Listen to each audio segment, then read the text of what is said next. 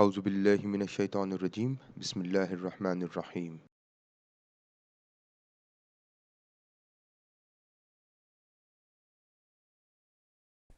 So if we have collected the data and we are interested in analyzing the data using SCM, structural equation modeling. Now before we go on and do structural equation modeling using SmartPLS, the first step is to screen and clean your data. And that involves assessing the minimum and maximum values, dealing with the missing data, checking for outliers, and checking for respondent misconduct using standard deviation. Now, once you are through these steps, the next step is to assess the measurement model. Now, the objective of measurement model before the structural model assessment, whereby we are interested in assessing the hypothesis or the proposed hypothesis. As part of measurement model assessment, we look for factor loadings, reliability, construct validity, and the construct validity will include convergent and discriminant validity. Now, we have had a look at these things, the measurement model assessment and structural model assessment. Now, before we move on and do a complex model analysis that includes both lower order constructs, higher order constructs, mediators, moderators, there might be a situation whereby you are interested in assessing a model between two groups or more than two groups.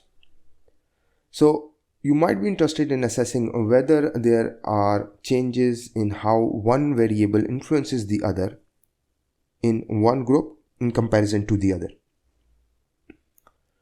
In such case, we can run multi-group analysis.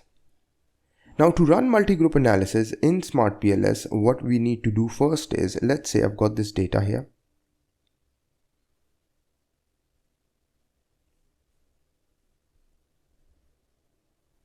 And I want to assess whether this model that I have proposed, whether the relationships differ between male and female respondents. So I'm going to go to generate groups and find my grouping variable, which in this case is gender. You don't have to do anything, you just click apply. Now this is group 0, group 1. So 0 and 1. Now in this case, I can edit the group title or label. Group 0 is actually female respondents. Group 1 is for male respondents. Now let's go back. Let's open our model. Let's assume this is the model or any other model for that matter. It can be any model. Okay, so let's use this one. And what I'm going to do is I'm going to go to calculate, bootstrapping. And in here, in the data column or data tab, I will see group data sets.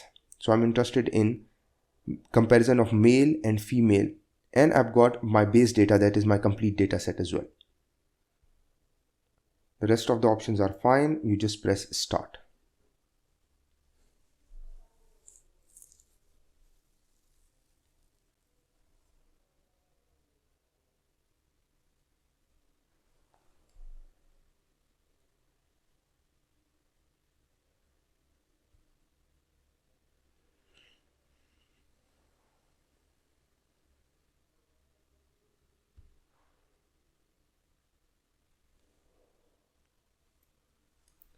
So it is performing for the full data set, the calculations. Now it's performing for female respondents and now for male respondents.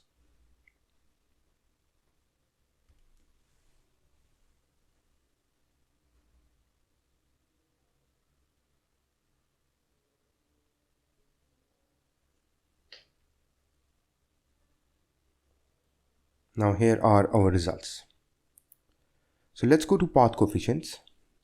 And if you look here, these relationships. So what is this relationship for? This relationship is for the complete data set. Let's say I'm interested in finding out it for female respondents. So in female respondents, there is a negative impact of collaborative culture on role ambiguity, but this is insignificant. Now, why is this insignificant with quite higher original sample? Because you've got a higher standard error. and this can be attributed to the low sample size in this group. That's why in the previous sessions I've emphasized that if you've got multiple demographic variables, make sure each group is properly and adequately represented. Now in this case, the other group is much higher. That's why this is one reason. Now look at this. So collaborative culture's negative influence on role ambiguity is much stronger in male respondents in comparison to female respondents. Now, this is how you can compare the relationship between male and female. Now, this is one way to compare the groups. There is one other way. Again, you can do the same. Like, for example, if I'm interested in whether the mediation is, how is the mediation between the two groups? Now, there is no mediation. Collaborative culture does not mediate between IM and OP. Does it mediate in female? No, it doesn't. So in both cases, it does not mediate. Now, similarly, for example, you can do all those structural model assessments that we did for the overall data set in the previous sessions. Now, go back. Now, there's one more thing that we can do. First, let me do it and then I'll tell you what it is and how it works. So there is multi-group analysis, permutation multi-group, and bootstrap multi-group. Now we are interested in bootstrap multi-group analysis. Now I want to compare the results of, let's say, female with male. Go to PLS setup, all good. Bootstrapping setup, all good. Data, no issues. Start. It does take a time, so because you've got a complex model.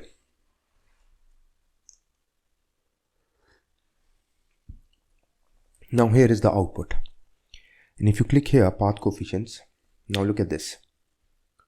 Now this is the difference between male and female. So the difference between the path coefficients of male and female. And is it significant, the difference? No, the difference is not significant. So this relationship, how much difference does it have between male and female respondents? So whether there is a difference in the impact of collaborative culture on RA in the two models for male and female.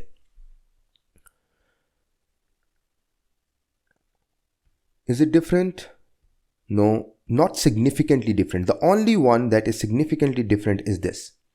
So how IM influences CC in male is different in comparison to how IM influences CC in female. So both groups, the influence of IM on CC in female and the influence of IM on CC in male is different, significantly different. Now differences are there as well. Here you see the differences, but are they significant? No, they are not significant. Why? Because the p-value is greater than 0.05 in all these cases. Here only it is less than 0.05. So this is how you can use multi-group analysis to find out whether a relationship differs between the two groups or not. Now, you've got parametric, but I'm not interested in parametric. I'm interested in bootstrap because my data, I assume it is not normal. Now, again, there are bootstrapping results for female here, for male here. So each relation, so this relationship in case of female, this was the path coefficient. For male, it was this. This is the standard deviation for female, standard deviation for male, and then you've got the two p-values and t-values as well.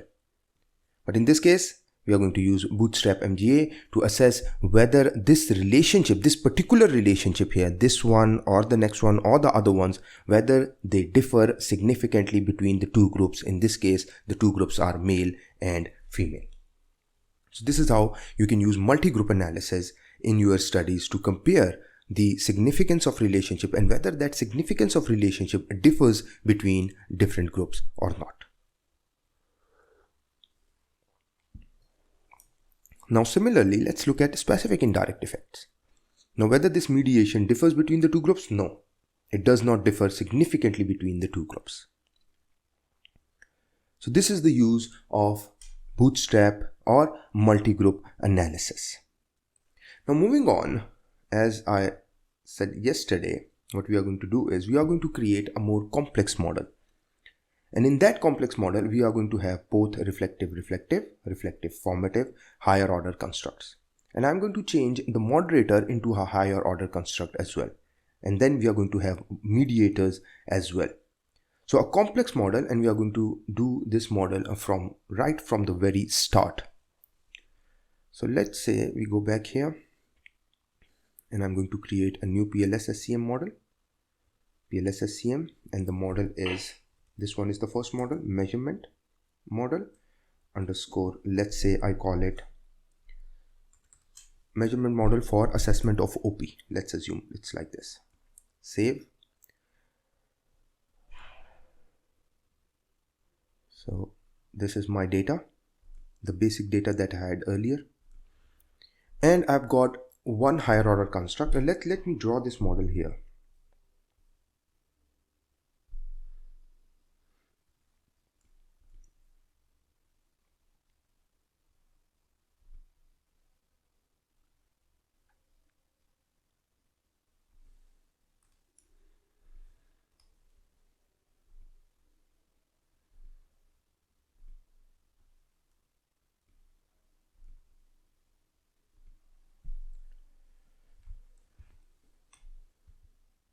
So let me call it internal marketing.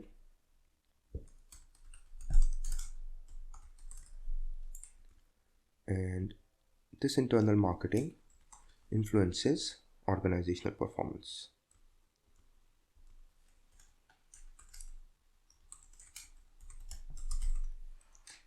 The mediators are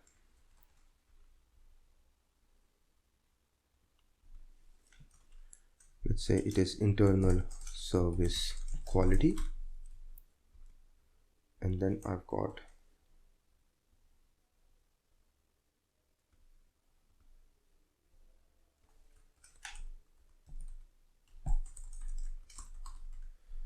okay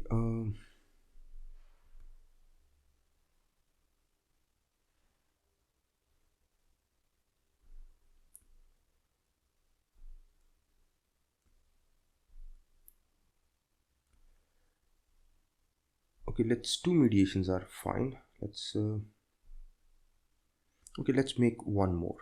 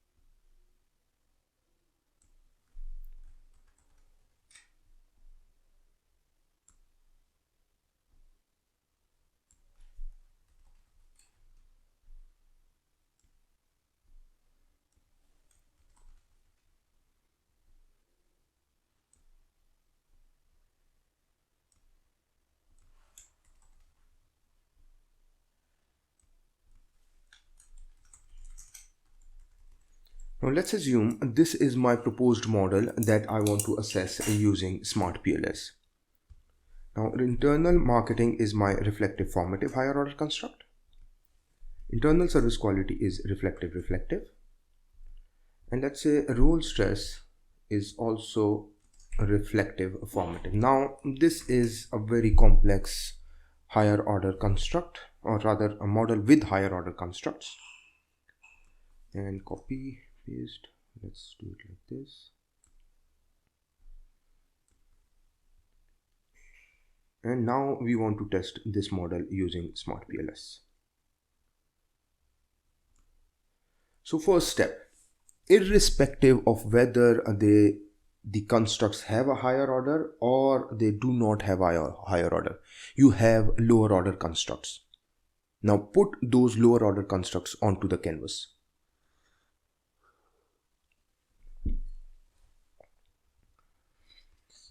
So I've got vision here, then I've got development, then I've got rewards. Now I know these three are the sub-dimensions of internal marketing. Now before I go for higher order construct assessment or the analysis of how higher order construct of IM influences the other relationships, I have to see how the lower order constructs, how reliable they are. So to do so, what I'll do is I will add the lower order constructs in my study. That is the lower order constructs that make up internal marketing.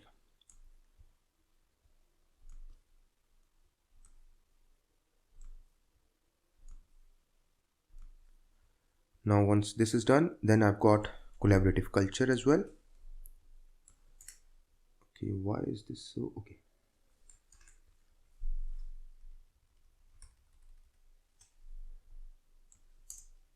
CC, then I've got OC, and then I've got, let's say, my moderator, role ambiguity, that has two sub-dimensions. And after that, I've got another higher order construct, but this is reflective. So internal service quality has got 4 dimensions: reliability,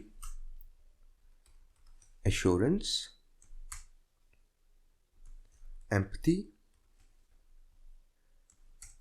and responsiveness. Now all the variable except for the dependent variable OP. Now we'll add OP as well here. Now all my variables are here.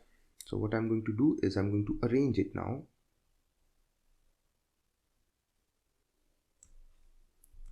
So this is vision. Then I've got development. Then I've got rewards, collaborative culture,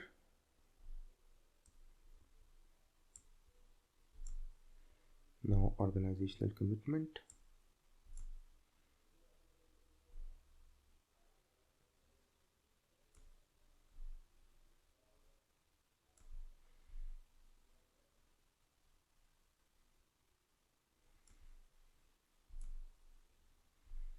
and responsiveness.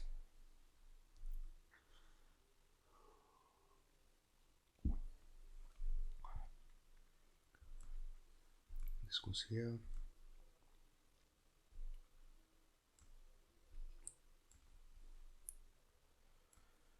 Now in SCM, this can be slightly tricky stuff to arrange your model always, because you've got so many items, so many relationships going in.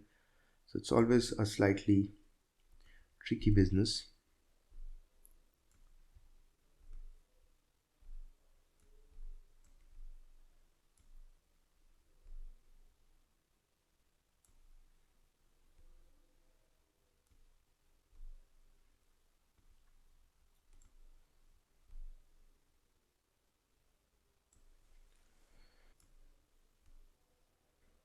Okay. Now I've got 3 dimensions of internal marketing.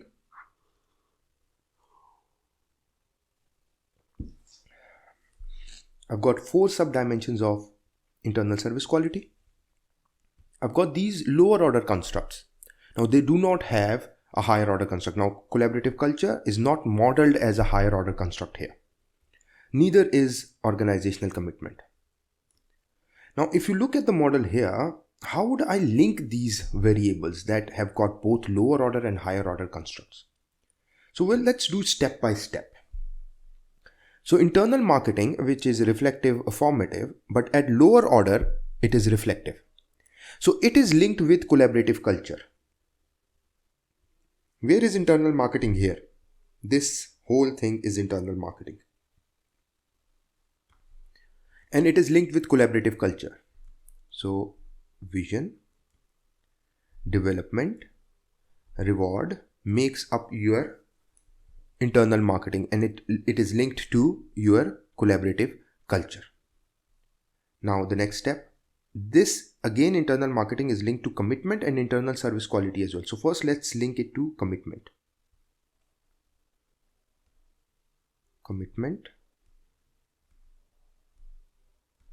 Done. Now in the same model, I've got internal marketing linked to internal service quality as well. So what I'm going to do is I'm going to link internal marketing with internal service quality. But the problem is internal marketing has 3 subdimensions and internal service quality has got 4 subdimensions. So it will be like this. So vision with each of the subdimension of internal service quality. Development with each of the subdimension of internal service quality. Development with each of the subdimensions of internal service quality. And again, one last thing, internal marketing is linked to organizational performance as well. So internal marketing is linked to organizational performance. Now I have modeled the possible relationships or all possible relationships of IM with the other constructs in this study. Now how will I model this or these relationships, collaborative culture, commitment and internal service quality with organizational performance? Again, collaborative culture to organizational performance, very easy. Organizational commitment to organizational performance, very simple. But what about internal service quality? It has got 4 subdimensions. So each one will be linked to the dependent variable here that it is influencing. Now what about these two? The moderators. Now this is a higher order construct as well. But which particular relationship does it moderate? It moderates the relationship between collaborative culture and organizational performance. Sorry, the arrow should be the other way around.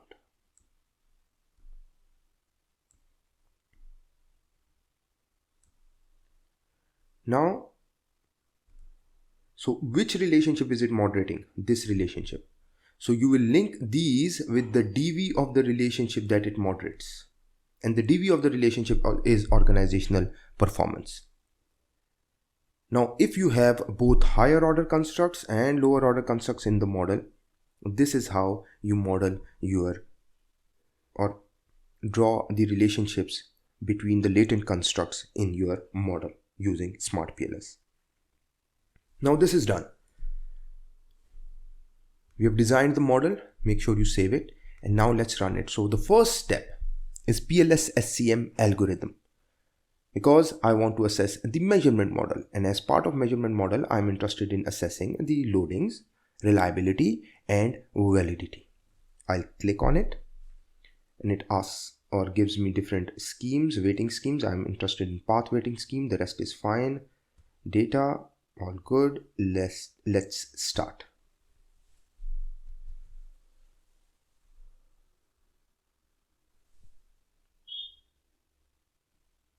Now that this is done, my first step is to look at outer loadings. You click on outer loadings and look at these values.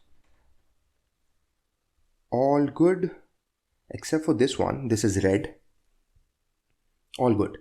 Now, what should I do with this one? Should I delete it? But again, the recommended loadings in SCM is 0.70 and this is less than 0.70. But still I will not delete it. Reason being that you only delete items if their loadings are less than 0.70 and there is an AND operator here. And that deletion can improve the construct reliability and validity.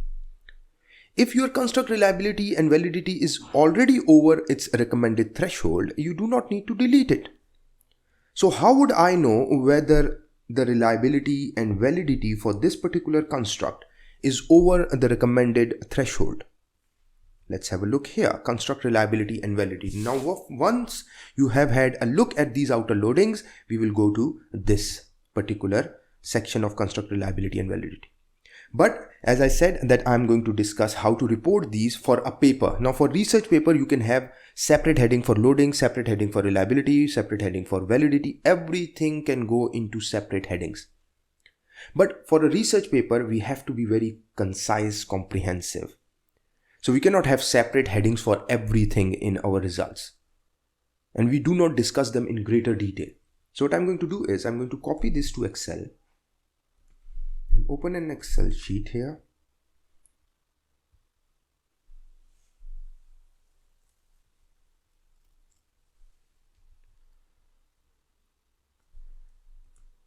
I'm going to paste it. Now this one is not good actually. I rather paste the list because it's already arranged here. So what I'm going to do is I'm going to copy it and I'm going to paste it here. Although the way these variables are arranged is that first you put in your IVs, then your mediators, then your moderators, and then your DV. In this case, since these items are not numbered in that particular manner, so you will always see them in ascending order. Now you can manually cut them and paste them and change their order if you want. For example, let's say for internal marketing, let's say I can have the vision first. So I'll cut it from here and then right click and paste it here. Okay, now moving back, now I've got my outer loadings. The only problem that I see is this. Is this a problem? Now, how would I know if this is a problem? I will go to and visit this particular section here, construct reliability and validity. And the first thing that I'm interested in looking at is RA, because one of the item in RA had loading less than 0.70. But once I'm here, I see that cron batch alpha is over the threshold of 0.70. I see my composite reliability over 0.070 as well. So there is no issue of reliability with either of the measures, that is alpha or composite reliability. Now alpha here is a more strict measure of reliability, a more conservative measure as we say. This composite reliability here is a more liberal measure of reliability. Now in order to counter this, we have another measure of reliability, and that is composite reliability rho A. And it falls in between these two. So it is greater than cron batch alpha but less than composite reliability. The criteria remains the same. It has to be over 0.70. Now you have assessed the consistency of the construct, that is the reliability. The next step is, once you are done with the reliability, the next step is to look at the validity. Now we have two different types of validities. One is convergent validity and the other is discriminant validity. Now in order to assess the convergent validity, we have to see this column or review this column. And convergent validity is established through average variance extracted. How much variance is, let's say, this particular construct extracting? How much variance is extracted by this particular construct, or for that matter all these other constructs in this study? And it has to be over 0.50 in order for you to say that this latent construct has convergent validity. That is, these items are converging, coming together to represent this underlying construct. That is the latent construct manifested in these four variables. That is within a construct variance, as we call it. So the within construct variance should be higher or greater than 0.50. Is that the case? Well, the green ones here are showing that is the case. And where are the values? Here are the values here. So it's greater than 0.50. So that one item that had loading less than 0.70 does not pose any threat whatsoever to our further analysis. Why? Because the alpha is fine, the composite reliability is fine, and the average variance extracted is acceptable as well. Now once you are done with the loadings and once you are done with the reliability, let me copy this to Excel. And how I'm going to merge these two tables, let me show. So ASR is this, let's say CC. So I'm going to select all these, cut it, and where I start CC, I'm going to paste it. Then similarly, I'm going to do for development, cut it, and then I'm going to paste it here. And similarly, empathy, cut it, and I'm going to paste it here. And this is normally what you see in research papers as well. This is how the table is structured.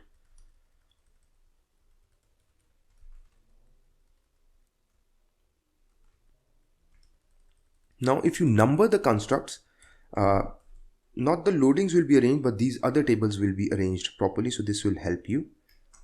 as we did earlier. Okay, now, oops. Okay, questions. Yes, we use MGA in a thesis research paper. Should we show different overall data model gender based on okay, it depends on your conceptual scope or study. Now if you use, or for example if you have that kind of model whereby you want to see the individual differences and the overall model, then you have to do both, and I did it in my papers as well. Now as far as using MGA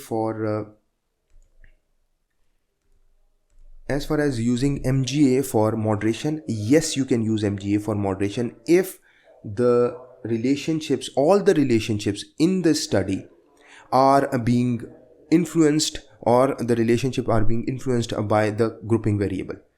If one of the relationship is being influenced by that grouping variable, then, or being moderated by that grouping variable, then you do not use MGA for moderation. Now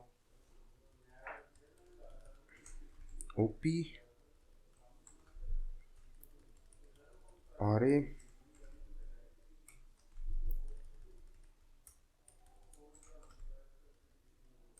RC, it's a big model now, so it is taking time. REL, RES,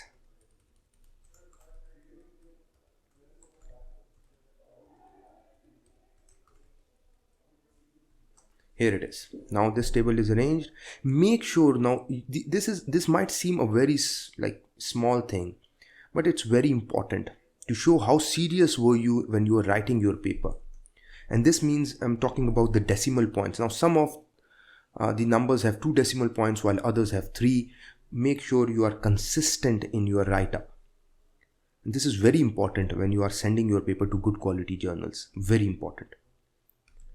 Now this is your, delete this column now, you do not need this. And now this table is ready to be inserted into your Word document.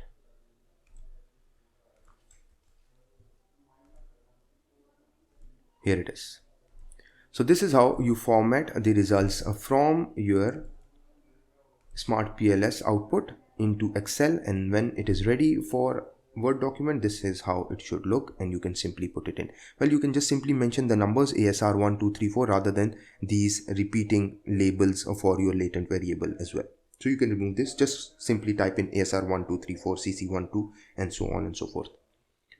Now that this is done, the next step as part of the validity assessment is your discriminant validity. Now we use discriminant validity to assess whether the constructs that we have in our research are distinct. They have got their own individual identity. They are different from each other and they do not overlap. Now again, now most of the times that I get the queries with respect to the issues of measurement model, mostly they are linked to discriminant validity, most of the times. Now the problem is that we do not give much attention while we are designing our questionnaire. So while we are designing our model and the questionnaire later based on that model, we are just rushing into things. Do not rush into things when you are designing your model, because that is the time that requires most attention. The rest of it is very easy. The rest of is very easy to perform. Like the analysis is very simple to do. You won't have any issue if you have focused, if you have given time to your design phase. Now, how do we give time in design phase? We use constructs, we select constructs that obviously do not overlap in terms of their conceptualization. We use items to measure those constructs, and those items do not overlap with the items of the other constructs.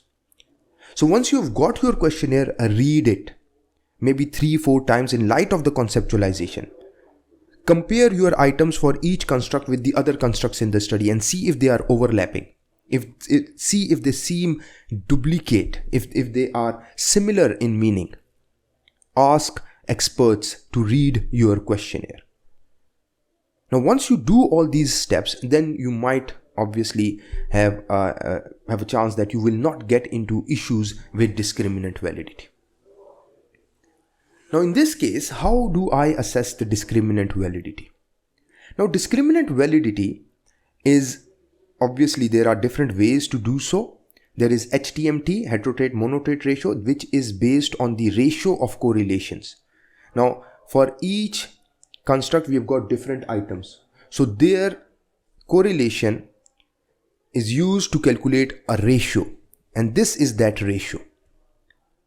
Now in this case, this is a new measure for discriminant or assessment of discriminant validity, and these values should be less than 0.85, and that's a more conservative measure. A more liberal one is 0.90. Now in this case it is 0.865, but these two dimensions, empathy and responsiveness, these are the sub-dimensions of a higher order construct. So it can be over 0.85, but it is less than 0.90. In this case, I do not see any issue of discriminant validity because all values are well within the range. Now this is one way to identify or establish a discriminant validity. Now there are other ways as well. So how do I put it in my research paper? Copy to Excel, create a new sheet, put it here. Again, right click, format cells, number, 3 decimal points, okay, center it, save it. Okay, for now I'm not going to save it. Now this is one way to assess or establish your discriminant validity. The other way is to have a look at Forner and Larker criteria. Now this is an old method, still very prevalent because its understanding is widespread. Now in this case, this is the square root of AVE. This is the square root of AVE. Where is your AVE? Here is your AVE. Here it is. So if you take the square root of ASR, you will have this value. Similarly, if you take the square root of AVE for CC, you will have this value, and so on and so forth on the diagonal. All these values are the square roots of AVE for those particular constructs. Now this square root of AVE should be higher than its correlation with all the other constructs in the study. So the correlation of ASR with all the other constructs in the study should be less than this value, or this value should be higher than the correlation of SR with all the other constructs in the study. Same is the case with CC. So these correlation values must be less than the square root of AVE. But here, if you see here, all the correlations are present, but there is no correlation of CC with ASR because it is here. So you compare this value to the value on the left or to the values on the left, as in the case of development, and the ones underneath.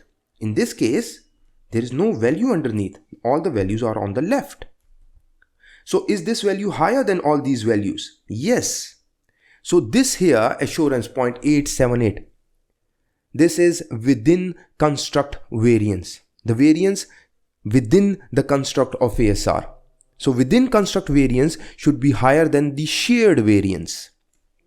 So if your within construct variance is higher than the shared variance, then obviously there is discriminant validity, there is distinctiveness of the construct.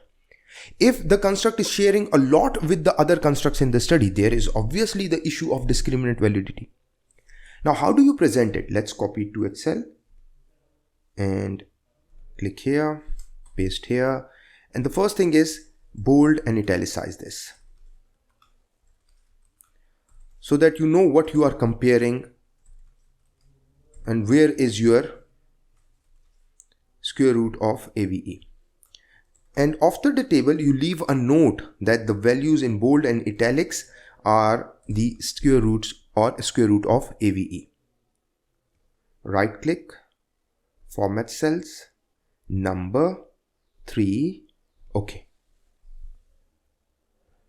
Just to double check, is this value higher? Well, I think it is higher. Yes. This value higher? Yes, higher. And on the left as well. This value higher? Yes, higher. This value? Yes. This value? Yes. This one? Yes. This one yes as well. This one yes as well. This one is yes. This one yes. This one yes. And this one is yes as well. Now this means there is no issue of discriminant validity based on both heterotrade monotrade ratio and Fornell and Larker criterion.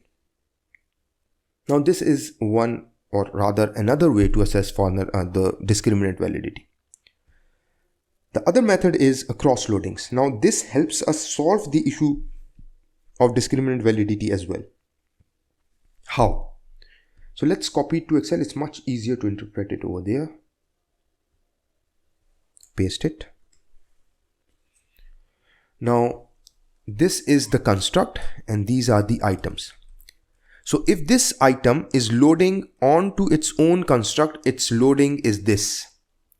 If it is loading onto its own construct, its loading is this. Similarly for 3 and 4.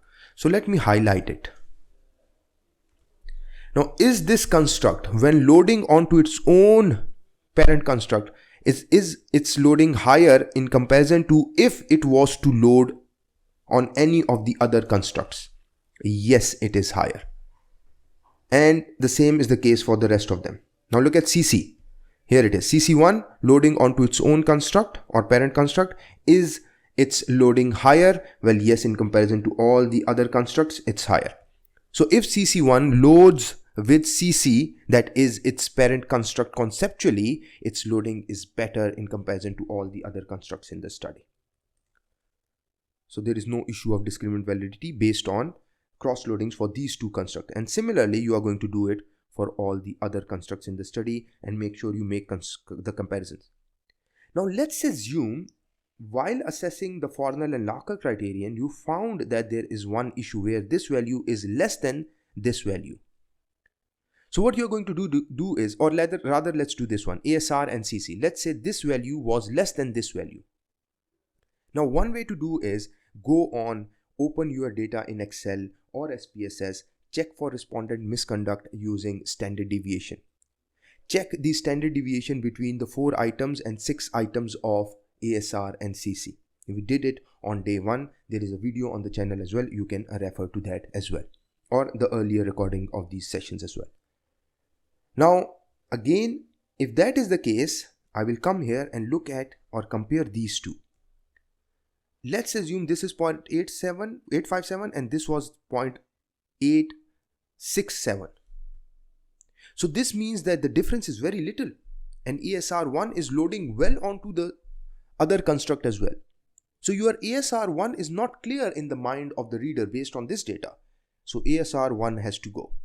It is to be deleted. Well, you can delete and compare, let's say, CC and ASR as well. You can do both ways and see which one to delete, whether you want to delete it from ASR or CC. So this is how you can use cross loadings to improve your discriminant validity or to establish distinctiveness among the constructs. Now obviously it's always a good idea to highlight them properly so that the reader can compare the values, the loadings for that construct and all the other constructs in the study. And this is how you put them in a Word document as well. They should be highlighted properly. Normally we use gray color, any variant of gray. And again, make sure once you are done, the decimal points should be 3. Again, different journals may have different format. If a journal says, well, it has to be 2 decimal points, then go for 2 decimal points. But I prefer 3. Now again, in a research paper, we do not report cross loadings unless or until we are asked to do so. In research paper, we normally go for HTMT and your Fornell and Larker criterion. Now this we established, or we had a look at the loadings, then Cronbach alpha and composite reliability rho C to establish the reliability, average variance extracted to establish the convergent validity, the HTMT ratio to establish discriminant validity, Fornell and Larker criterion to establish discriminant validity, and cross-loadings to establish discriminant validity and find out if there is any issue in the discriminant validity and how we can use this particular or these values, cross-loading values, to solve our discriminant validity issues. Now that you are done with the lower order construct and their assessment of quality, that is their reliability and validity, the next step is not your structural model assessment. Now, since this construct is actually IM, that is a higher order construct in this study, and these four are the subdimensions for internal service quality, which is a reflective higher order construct. Now I have to validate both of these as well. So how will I validate these? And again, this one as well, this is a higher order construct as well. So how will I go about and validate these constructs? So what I'm going to do is, once I'm done with the lower order constructs, I'm going to create a data file based on my results from my lower order construct. To do so, what I'm going to do is I'm going to click create data file. Make sure the same project is selected and let me give it a name. Let's say data underscore higher order underscore, let's say complex. Manifest variable scores, these variables that you have already used. Latent variable score, this is what I want. The scores for my lower order construct so that they can serve as an item in the higher order construct. So when you are doing higher order constructs, you've got two levels of items. One is you've got items, these manifest variables, vision, vision 2, vision 3, vision 4, development 1, 2, 3, so on and so forth. And they actually are represented in, or the vision actually is measured using these 5-6 items. And then these latent variables, vision, development and rewards, they help us measure the underlying construct of IM.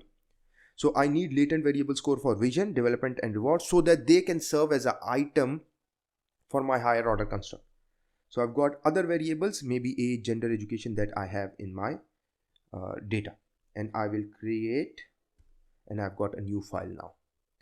And what I'm going to do now is I'm going to go back, and was this? No. Where is my model?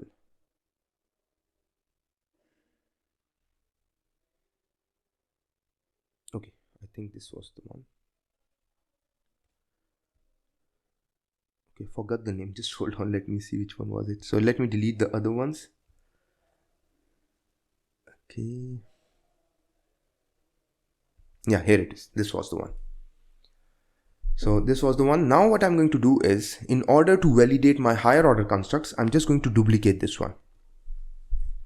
mm_op for validation of higher order constructs.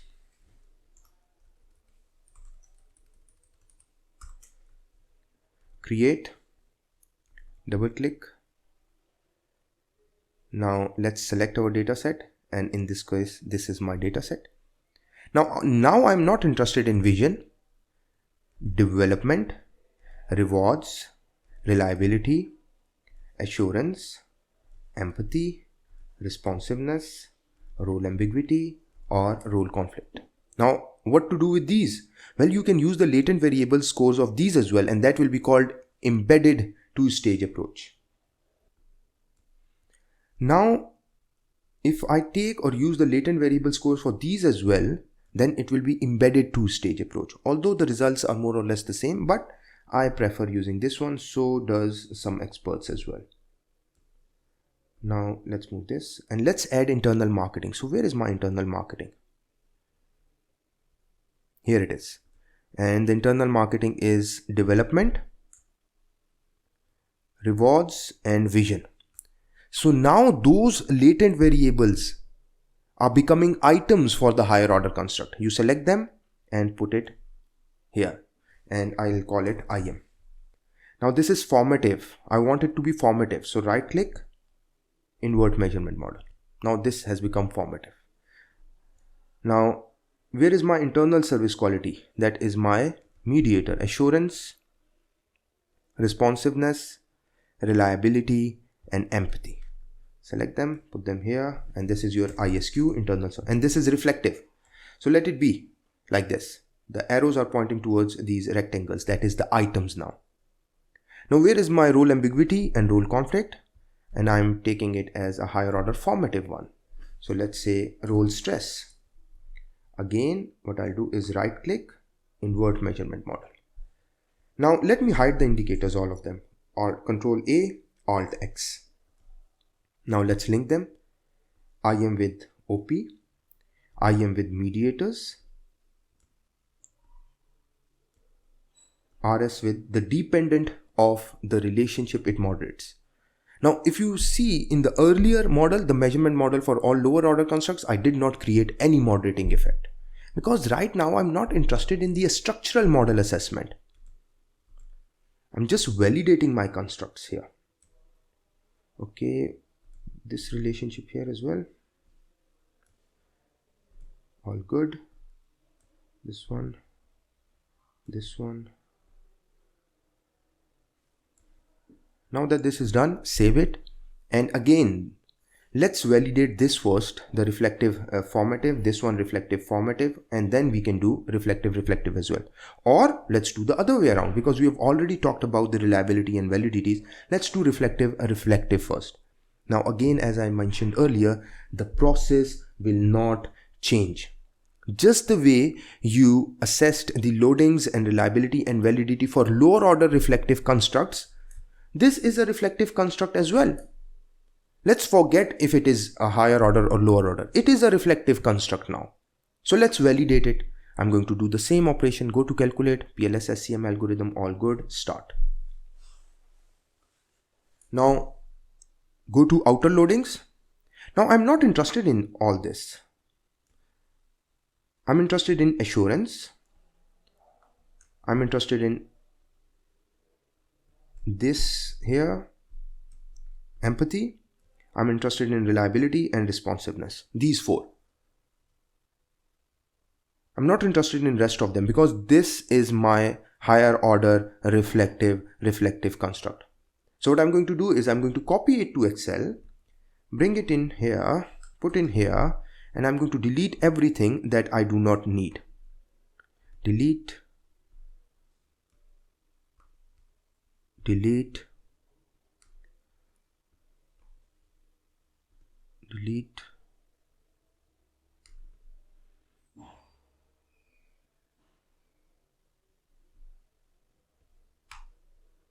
Delete. Delete. Delete. Now I had 4 subdimensions of ISQ, which are now items for ISQ at higher order level or the second stage. And this is, or these are the loadings for ISQ. This is what I'm interested in. Other than that, I'm interested in one more thing. If you go to construct reliability and validity, I'm only interested in this here. That's it. The others, I've already reported them.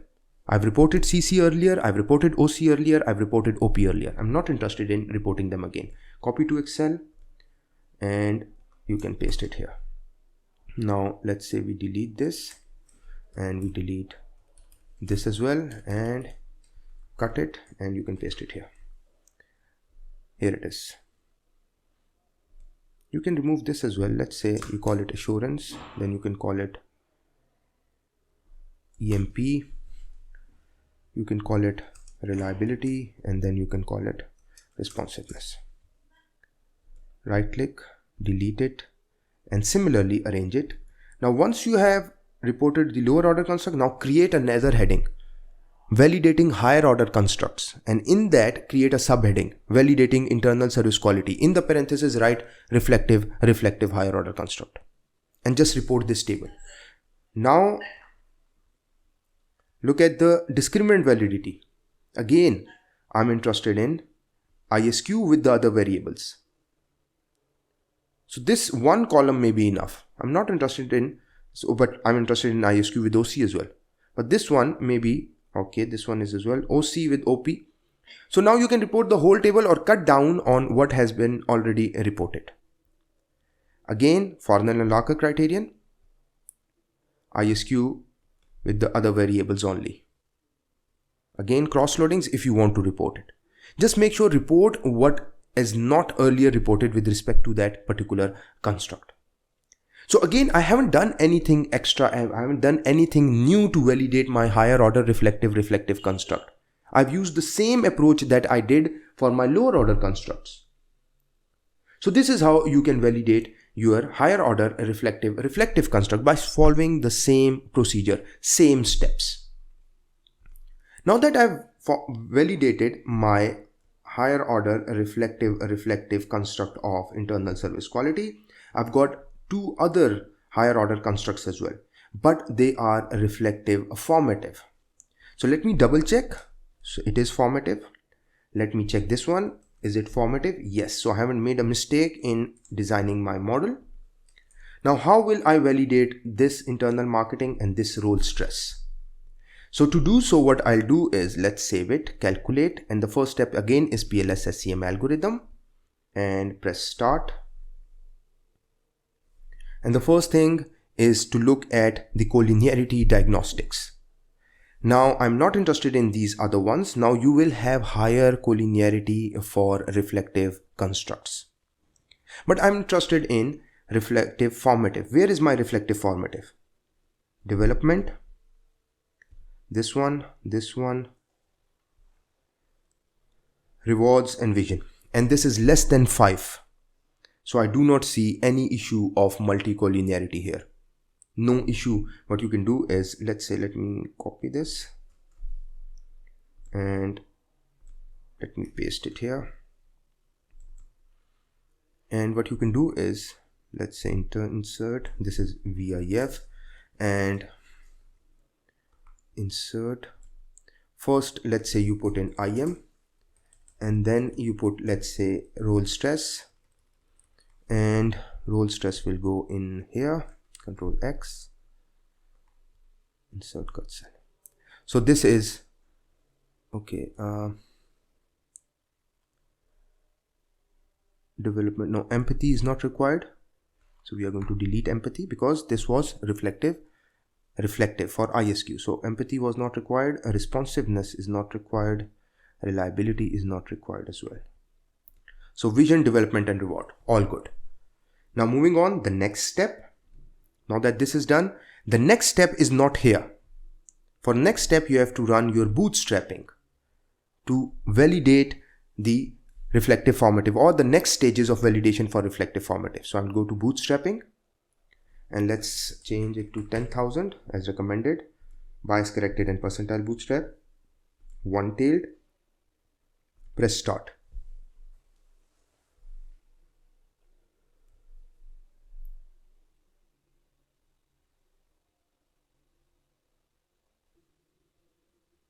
Now the first step when you run your bootstrapping after assessing the VIF values is to look at outer weights.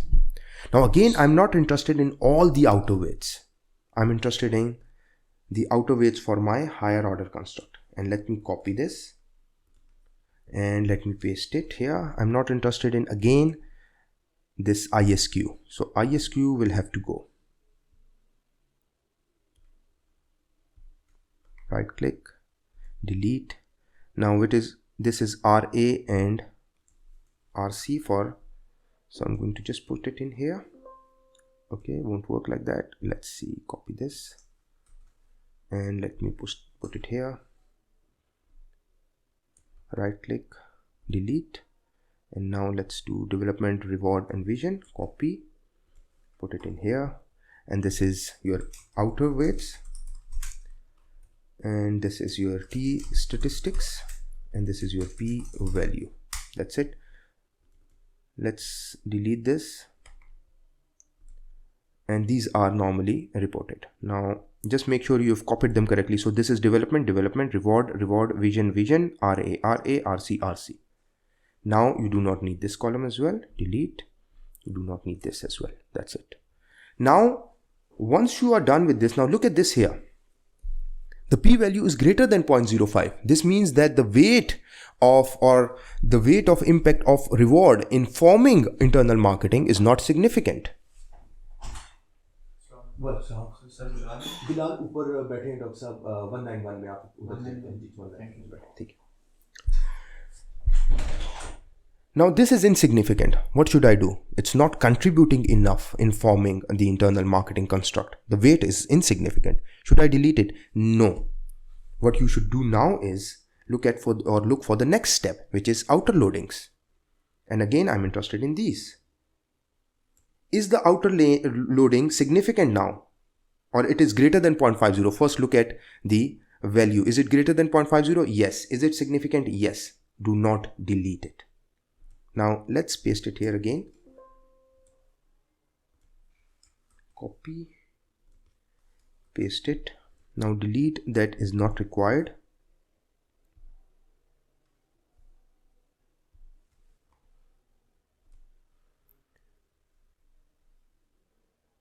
Now RA, and this is, cut it, paste it.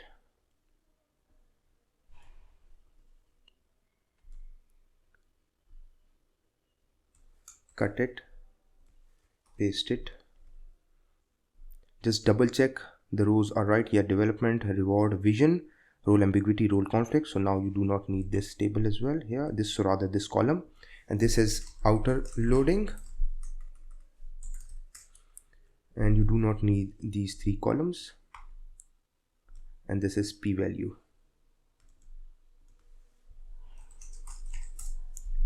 And now select it, right click, format cells, number, 3 decimal points, okay.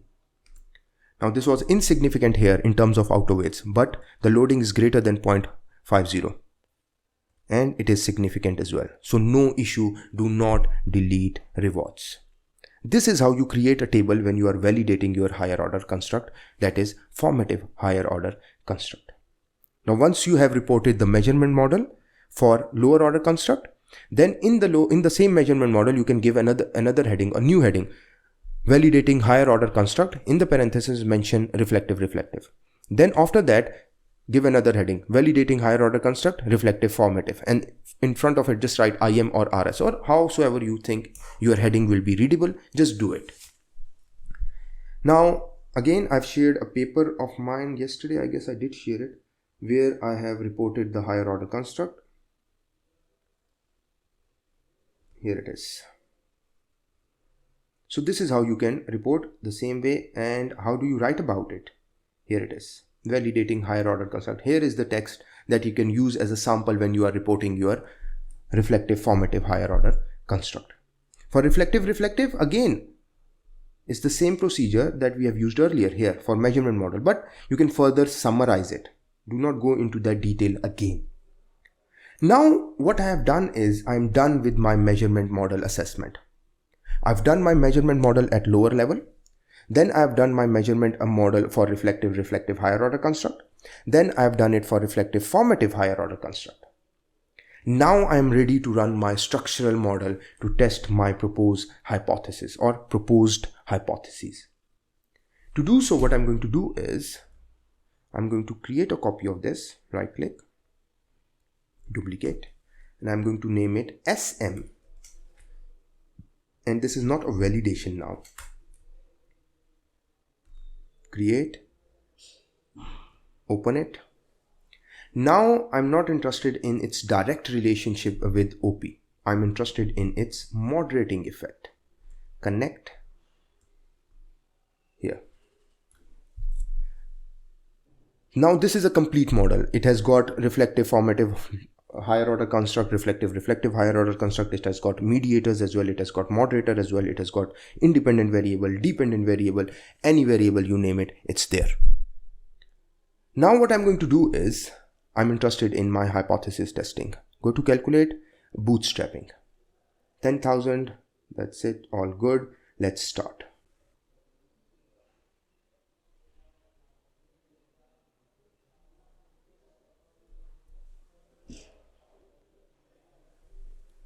Now, what is the first step? I've got mediation proposed here. I've got moderation proposed here. I've got my direct relationships here. So whenever you've got such a model, I normally start with my direct relationships that I have. Now, I'm not interested in the relationship of RS with OP, so I'm not going to report it. So let me copy this and let's first see, okay, is there an impact of CC on OP? Well, yes, it is insignificant, sorry. Is there an impact of IM on the other constructs in the study? Well, yes, they are significant. Why? Because the p-value is less than 0.05.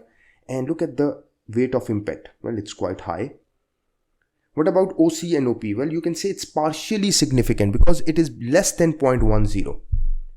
And what about the moderation effect? The moderation is insignificant. There is no moderating effect of role stress in the relationship or on the relationship of collaborative culture with OP.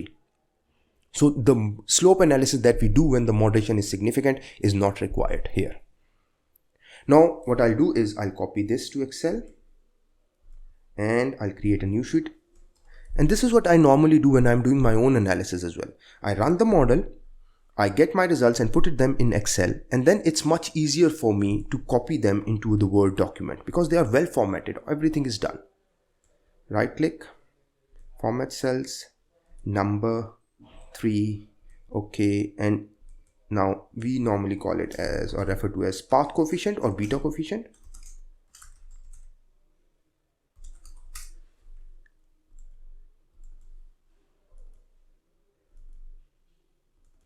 I do not need these formulas here.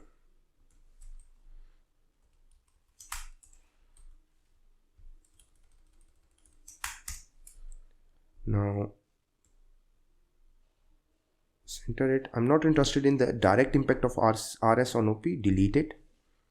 So this is your table. Now let's say I normally prefer putting the hypothesis number alongside the path as well. So you can similarly put your H1, H2, H3, H4, H5, H6, H7, H8, whatsoever the number is. Now, once you are done with this, after the measurement model, create a heading hypothesis testing. And in that, first you report your direct hypotheses or direct relationships like this. Now, how to do this? The examples are there in the paper. Here, any paper that you open, maybe it's my paper or any other paper you open, just go in, look at this. This is the table just the way we created earlier. Mediation analysis, and this is your structural model, the direct relationships. And it's just plain simple write-up, just 2 lines or 1 line rather for each hypothesis. So H1 evaluates whether EL is positively related to PS. The results revealed EL has a significant impact, total effect on PS. That's it. Beta, T value, P value. That's it. Now similarly for H2, H3. Just use this already written established write-up and change the variable names as per your study. Now for mediation analysis, again, simply first report as we did in earlier sessions. Or there are videos on the channel and I'll share the links as well. Now once this is done, the direct hypothesis, and you can report like before mediation, report your moderation analysis. Where is your moderation analysis? Let's go back here. Here is your moderation. But in this case, it is insignificant. So you do not need to worry too much about your slope analysis because slope analysis will not give you anything in this case. So RS does not moderate or weakens the relationship between CC and OP in this context or in this case. Now for moderation, I always recommend a higher sample size because that requires more power. Specific indirect effect. Now this is your mediation. I had 3 mediation analysis proposed. 1 is significant, this one here. So ISQ mediates the relationship between IM and OP. This means that the impact of IM on OP is passing through this third variable of internal service quality. But is it full mediation or partial mediation? To know that, we have to go back here and see the impact of IM and OP. It is significant. So this means when your direct effect is significant and your indirect effect is significant as well. So this means that the impact of IM on OP, some of it is passing directly, some of it is passing indirectly through ISQ. What about the other mediation effects? Well, this one is, you can say, partially significant. So some of the effect of IM on OP is passing through OC, while the rest is passing through directly. This one, completely insignificant. And how do you report it? Again, there is a simple example here. H4 evaluates whether KM mediates the relationship between EL and PS. The results show that the total effect was found positive and significant. When the mediator was introduced in the model, the effect was decreased and the direct relationship was found insignificant. while the indirect effect was found significant. Hence, there is complete mediation, full mediation. Now, there are other papers with other examples as well. If you do not like this write-up, you can use the other write-up. It's up to you, whatever is easy for you. So this is how you can model such complex relationships using SmartPLS. Whether they have direct effects, mediation, moderation, you can use them. Whether they have lower order constructs, higher order constructs. Now, one more thing here. Let's say I've got control variables in my study as well. And I've got these variables, age, let's say gender, job rank, and all the other variables. And I want to assess whether these demographic variables have an impact as well. Now, what I do normally is, if I'm required to test control variables, I first run my model without controls. And then I run my model with controls. Now, in this case, age is ordinal, so I do not need to create any dummy variables. Gender is binary, I do not need to create any dummy variables. Rank is ordinal, I do not need to create any dummy variables. If it had more than 2 categories and it was not ordinal, then I would have created dummy variables. What I'm going to do is I'm going to link it to my endogenous variable here. And I'm going to run the model now.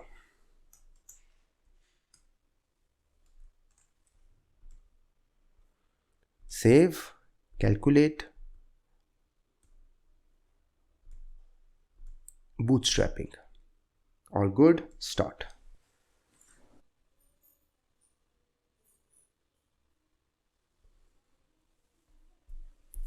Now go to path coefficients.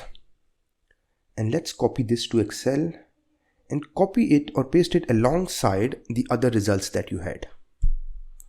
So let's do this and let's paste them here. And if we see age, insignificant, gender, significant. So the perception of organizational performance changes with the gender. And the perception is much stronger in case of, let's say if 0 was, I guess, female or male. So let's say it was male. So there is a negative sign. Here the negative sign means that the category, and it represents the category that was identified with 0. So gender, male was identified with 0. So this means that the perception of organizational performance was better in male in comparison to female. And this was significantly different. Job rank, insignificant, because the p-value is greater than 0.05.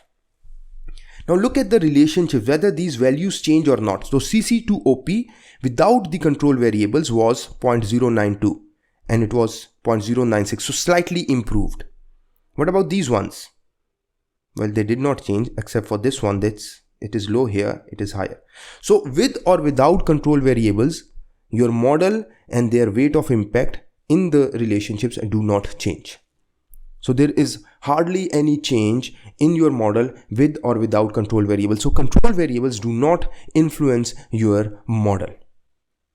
This is how you can use controls as well in your SmartPLS model. So I hope during the course of these 4 days, you have learned how to use SmartPLS, and I hope there is even slight improvement during the course of these 4 days in your ability to use SCM using SmartPLS.